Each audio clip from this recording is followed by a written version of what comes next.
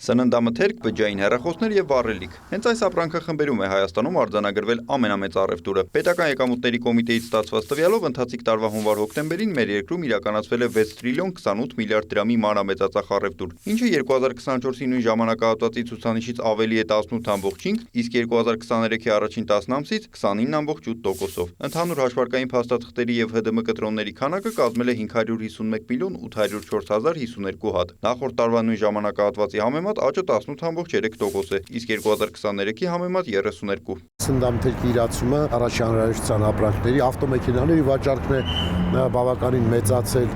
եւ կենցաղային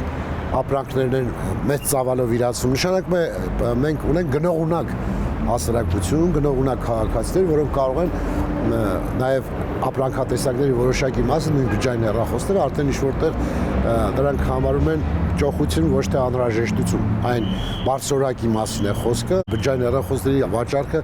ընդհանուր մոտեցել է վառելիքի մեծածախ մանրածախ վաճառքին, նույնիսկ անցել է առանց դեպքում։ Սա նշանակում է, որ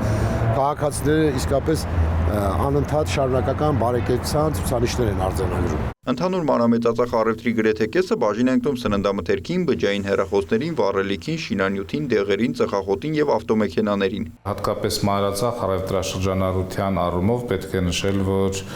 դա նշանակում է նախ բնակչության լայն զանգվածների եկամուտների հավելաճ, որովհետև մանրածախ առևտրաշրջանառությունը հիմնականում իրականացվում է բնակչության կողմից, էլեկտրոնիկան, էլեկտրոտեխնիկան, ավտոմոբիլները, սրանք այն ոլորտներն են, որոնք նշանակալի դեր ունեն ամբողջ ցանկի մեջ, որը նույնպես նշանակում է, որ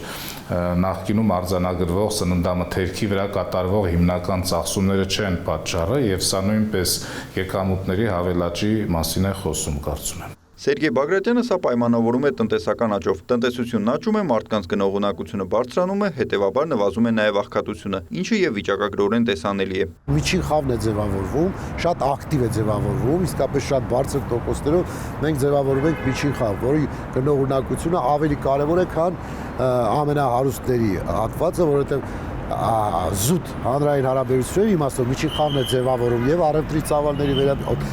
պահանջարկը եւ նույն ավտոմեքենաների պահանջարկը։ Առևտրի խոշոր ուղղություններում չկա հագուստը, ինչի պատճառը տնտեսագետ Սոս Խաչիկյանի գնահատմամբ վերջին տարիներին առցանց առևտրի ակտիվացումն է։ Հագուստի տեսակարար կշիռը եւ բազմաթիվ այլ ապրանքատեսակների տեսակարար կշիռը այս ցուցանիշների մեջ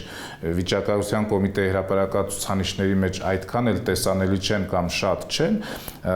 որովհետեւ դրանք տեղափոխվել են առցանց առևտրի հարթակներ։ Այդպիսի ապրանքատեսակները հիմնականում առցանց առևտրով են իրականացվում եւ սա հաջորդ գործոնն է ցույց տալու, որ այս ոլորտում եկամուտների ավելացում է տեղի ունեցել, առնվազն բնակչության լայն զանգվածների մոտ։ Տարվա վերջին 2 ամիսներից մասնագետներն էլ ավելի բարձր արդյունքներ են ակնկալում, հաշվի առնելով, որ առևտուրը սովորաբար ակտիվ է լինում թե սևուր փաթին, թե ամանորի նախաշեմին։ Նիկոլայ Ավետիսյան, Ժիրայր Հավետյան, լուրեր։